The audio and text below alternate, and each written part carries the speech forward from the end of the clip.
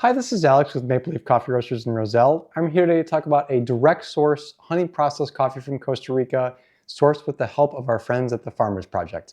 Check it out.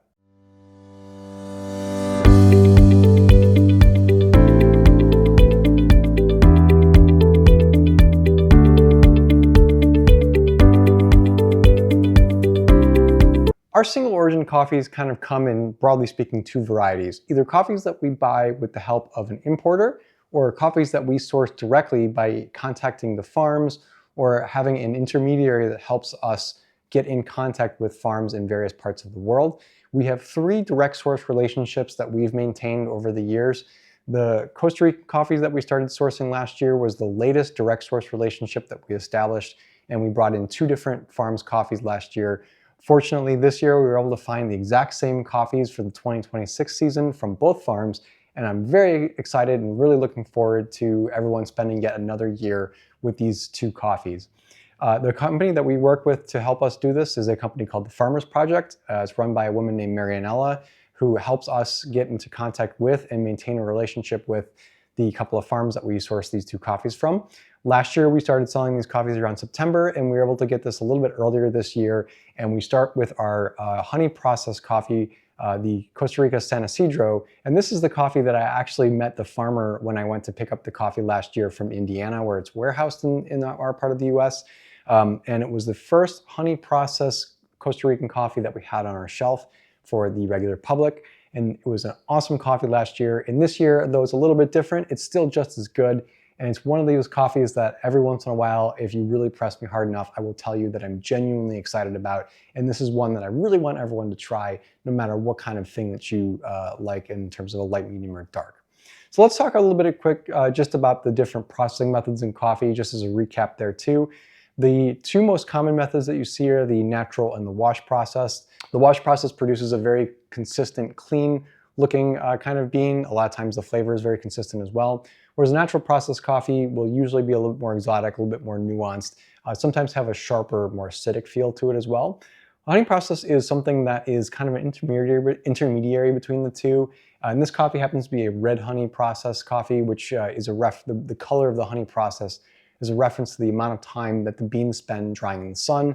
So they do a partial drying of the beans in the sun, like you would do with a natural processed coffee, and then it's sent through a wash process to remove the beans from the cherry. The honey process is a favorite of mine. It's not something that we used to see super often the first couple of years here at Maple Leaf, but we have started to source more and more of these honey processed coffees over time. And I really do like how they turn out no matter what I do with them. There's always an extra depth of flavor that the honey process will introduce to any coffee that I put in the shelf. And it just turns into a real gem of a coffee, even if it's something that you've had before. That different processing method turns it into something exotic and unique that is fun to try. Costa Rican coffees, generally speaking, have a very kind of buttery, citrusy texture to them. They'll be very easy to drink, low acidity, and just a pleasant sweetness to them. It isn't like the chocolatey sweetness that we see a lot of times out of Peru coffee, or a sharp sweetness that we might see out of something from Colombia. It's more of like a richer, syrupy kind of cinnamon sweet. This year, this coffee tends to be more on the kind of citrusy orange side of things. Wasn't as strong in that citrus flavor last year. Still has that nice kind of blackberry tone that we saw in 2025. The cinnamon and caramel notes in this coffee are much more pronounced than they were last year. And I think both from the aroma and the taste of the coffee, that's a lot of what people are going to take away from this coffee is that sweetness, that cinnamon caramel kind of feel to it. And there's a tiny bit of acidity to this coffee this year that wasn't there in my memory last year, but it's not something that's so sharp or tart that you won't enjoy this coffee if you're a person that generally tends to stay away from those sharper tastes. I really love this coffee. This is a stellar, awesome coffee that I am excited to have, and the honey process plus the direct source relationship that we have with this coffee is something that really makes this one stand out on our shelf. To help out with the supply this year, I purchased 4 bags of this coffee, and though it's a little more expensive than our regular coffees, we nudged up the prices by a little bit just because the increased cost of the coffee this year.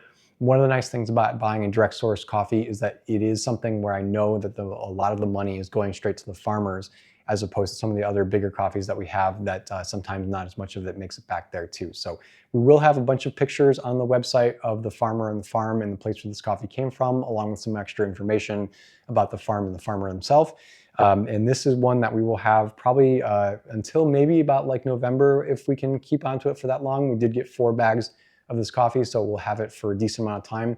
But I do expect this to be a pretty popular coffee, and I'm really excited for everyone to give our first direct source relationship coffee for the year a try. So hope to catch you in store or online checking this coffee out, and make sure to subscribe to our YouTube channel for all the new coffee videos that we're putting out. Take care.